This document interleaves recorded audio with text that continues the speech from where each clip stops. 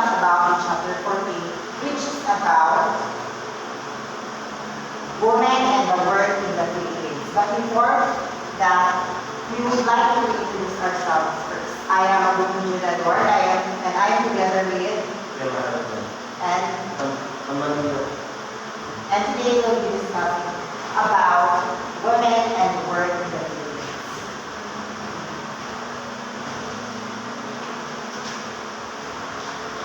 Women are the key contributors to the economy and to combating poverty through both remunerated and unremunerated work at home, in the community, and in the workplace. Growing numbers of women have achieved economic independence throughout gainful employment. So, dito sa ating kalibutan, ang gadahan is mga babae. Most women are unemployed. This is because of the society or mga standards of society in our generation before and today. However, this standard does not stop women to achieve their goals in life. Next is the right to decent work. Magna Carta of Women, Section 22, the state shall progressively realize and ensure decent work standards for women that involve the reaction of jobs and acceptable quality and conditions of freedom, equity, security, and dignity. So in this law or article, gitagaan o focus ang security sa babae na makakuha o decent na trabaho or itawag natin na maayo na trabaho or video. So, ani nga article, ang mga babae ay iprotektahan siya o itagaan siya o focus kung unsaon paghatag o unsaon pagbuhat sa mga babae na makakuha sila or maka-apply sila o maayong trabaho. Next is the nature of women's paid work.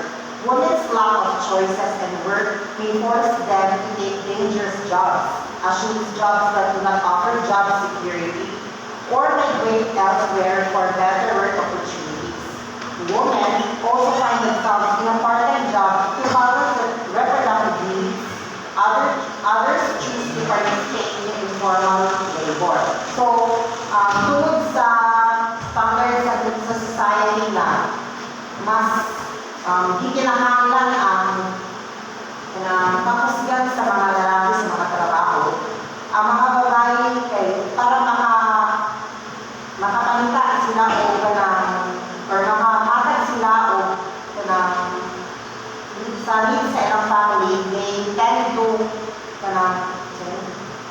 choose dangerous jobs like sila sa bar, dito sa trabaho, or dito magbulbuldo sila. So those are examples of jobs na possible na kuhaon sa mga babae when they are not accepted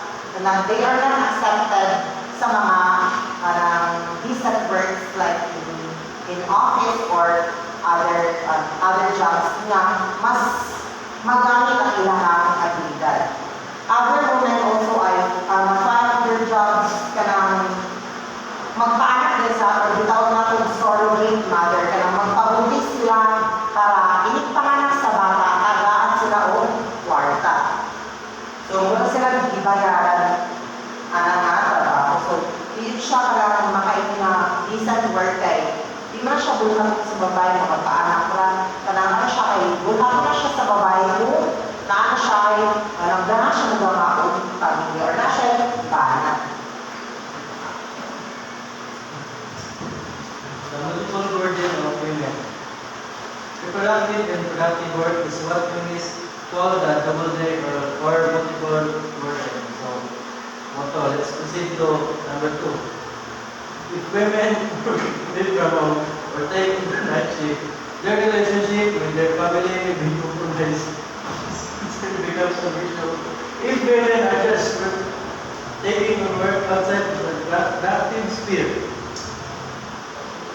So the multiple burden of women, productive and productive work is what feminists call double D or multiple burden. So ang usang babae kay kanang may ubang babae na sa balay mo kayong review, kung ano trabaho sila, pag-ulit sa balay nila, nakakapot sila yung trabaho. So naji ko naji burden ang sa babae kay ang ubang kanya bana or kanang bana nga ibigin sa kanila ay kung walay trabaho kay hindi ko mo libo. The next is to pull and work away from home and or take on the night shift their relationship with their family may be compromised. So mabaliwala ang connection or relationship sa family. It is because mas ang ubang nga family ay ubang nga babae if you're a teacher, mas ma-prioritize mo ang imong trabaho. Like sa akong sister,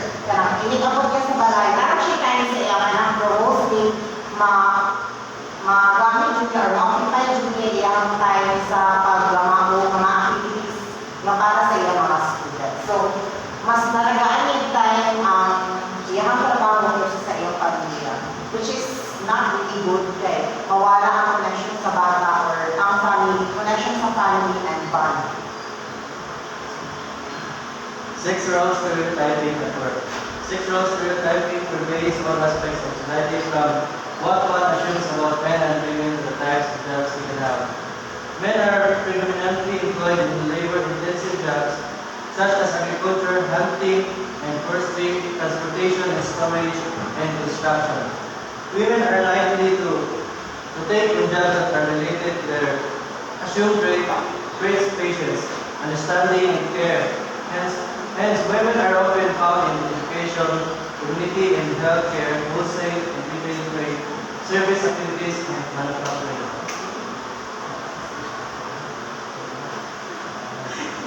So, may mga instance roles stereotypes at work. Natin ito na karaniwan pa hindi mo standard na ang babae dito rin siya sa kanang trabaho nga mag-atang bata, magtutulong bata, magluto, maghugas, malinis sa balay. And ang lalaki mas dito siya nga mao siya yung manghan, mag-agriculture, mananom, mangbuna, gayon construction.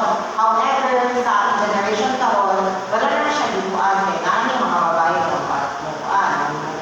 Medical driver, mga construction worker, narating sa iyo mo na nakay dedication to do the job and kanang to use your ability ay gamitan mo ang imong ability to achieve whatever you want in life.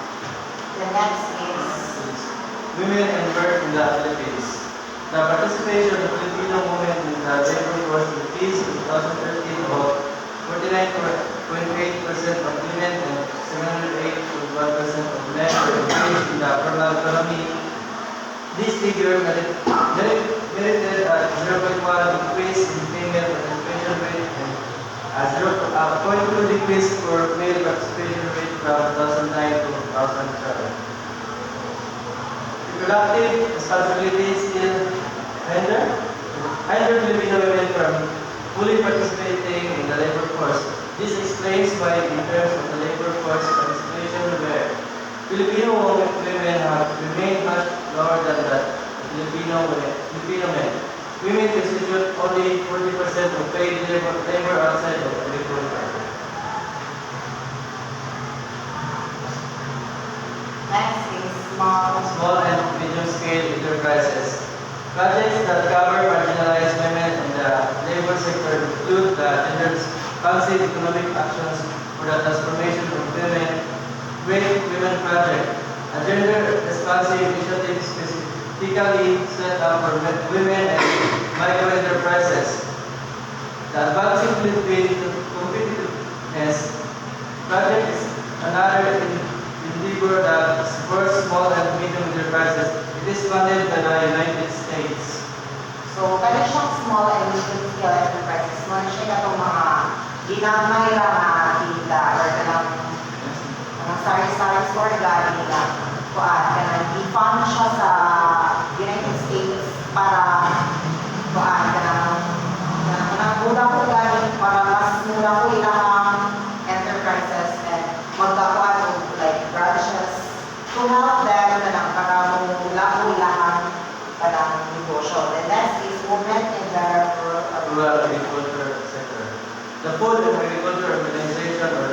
of recognizing rural women as active economic actors be among the landless workers, traders of agricultural and fishery products, and agents in micro manufacturing enterprises.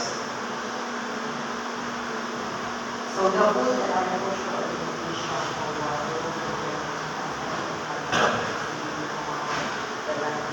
so, karon di pa sa ato sa ato ang generation nato yung mga farmers nga mga babae silang may kanang gitagaan kay giya sa government or gitagaan sila ng fund tabang sa government para matagaan nila o pagtagad ang farming kay sa Philippines mga farming is kanang maging pinaka-primary na trabaho kay dili dapat kaayo mga farmers sa Philippines. So, walang giban ang farmers as well kay sila man general primary job na dali makuha sa ato ang mga Pilipino. The next is migrant work. Many Filipinos, include the younger generation, aspire to go abroad as overseas student workers. SW, more than 10.4 million Filipinos are greater than 10% of the national population are based abroad. Balik Pinay, Balikan ang Buhay Project. Return to Pinay, return to livelihood, aims to process their integration of women overseas workers. In terms of skills training and entrepreneurship and other business-related topics once they return to the Philippines. So, migrant women. So, tama ang mga Pinoy na or aspiring Filipino women na dalang ang abroad. It is because mas taas kung sweldo sa gawas ikumpara din sa Pilipinas. Imagine ang teacher diri sa Pilipinas makasweldo pa kaman 24,000 or higher pero sa gawas dublimon or triple ang sweldo. So mas maganahan dito mo abroad kay mas dapat dito o sweldo. Kaso dito nakakuha kay mahal po o karang cost of living sa gawas. Pero mas mapatag yung matagaan o value yung mga na-achieve ko dako po sa mga dapat. Then, next is women in the informal sector. Women in the informal sector. Women represent a majority of the informal sector, particularly in developing countries. They are attracted to informal work because it provides them the opportunity to easily engage in field work and earn income. While helping their families, women usually determine responsibilities and the household limit their options, forcing them to choose work that is only accessible from their home.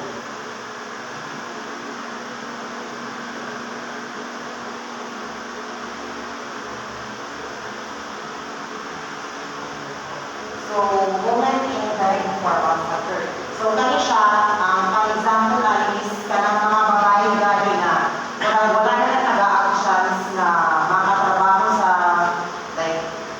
makatrabaho company kay mas bugat yan ilang kanang responsibility sa family rather than kanang so mas bigyan nila ang i-take good care ilang family rather than to have a job or a decent job outside their home. So, kapil ba niya, mga Amerikana na work from home lang ka na magtrabaho sa balay, pero bisag na sila sa balay, maka-gain job sila of income.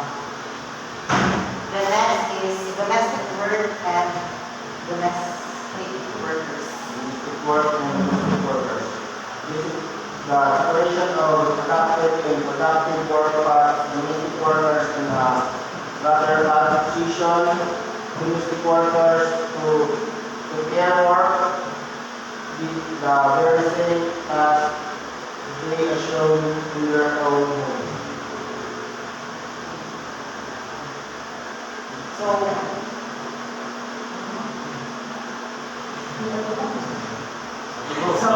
kung may kontak ko domestic workers, mali sila itong mga, karamihan possible ni sila mga tao nga wala na ka-graduate pero di ato sa gawas para makatrabaho. Like, karamihan magpasirahan sila yung lang sa mga tigulang dito nga tao, sila mag-libre sa kanapag sa tao, ang mga tigulang dito sila yung mga nurse, hindi sila may parang kanang tig-alalay sa mga tigulang dito sa gawas.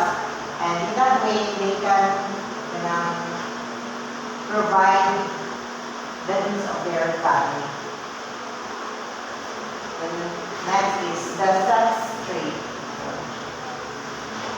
So,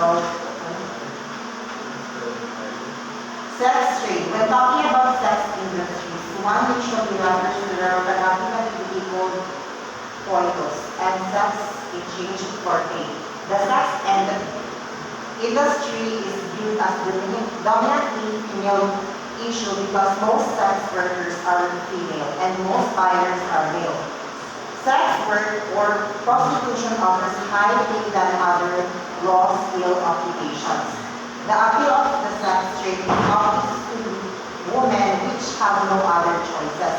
So, kung may sex trade, muna siya kung may prostitution, example prostitution, kanang mga babae na bayaran sila para kuan ang pleasure sa man. Okay, okay na nag-iwan women are for pleasure. So, ang mga babae ay mabubos sila kay wala sila naka-acquire of education or wala sila ka-eskwela, so wala sila kabalungan. Ay kabalungan sila masayon pero wala man sila yung choice nga mabuha. So, ang ilang buhatin is ilang ikalagay ilang lawas. Kapalit ang kwarta, mas dapat na kwarta. So dito mas dahil sila makatigong. Then RA 9501 or the Magna Carta for Micro, Small and Medium Enterprises. The law hopes to create policies that will assist women entrepreneurs in various stages of development. So in this RA, i-assist sa government or sa government ang mga babae na entrepreneur or mga negosyanteng babae na tagaan silang fund, tagaan silang assistance para makatabang sa ilang negosyo na mas maparami magamit sila ang mga mga trabaho. Then RA 1051 or an act allowing the employment of 9 workers of 2011. It is a response to Article 130 and 121 of the Labor Code of the Philippines. The act aims to expand women's employment or work options. So, ano na act or law, di tagaan mo siya na ang mga babae na mas mapawiden ang ilang options or tagaan sila ang option na makapili kung sa ilang ganahang trabaho. Then, last is RA 17361 for the Domestic Workers Act of 2018, Batas Kasambahay. The Nakasambahay Domestic Workers Law defines the labor rights of domestic household workers, majority of which are women, increases their minimum wage and provides regular employment and social protection. so, in this act, ang i-focus is ang mga domestic workers where kanang ditagaan sila o kanang ditagaan sila tungkol or protection sa ilang mga benefits, ditagaan rights to have their benefits in working abroad. And also, kanang ditagaan sila o mas ditagaan ilang para mas kuan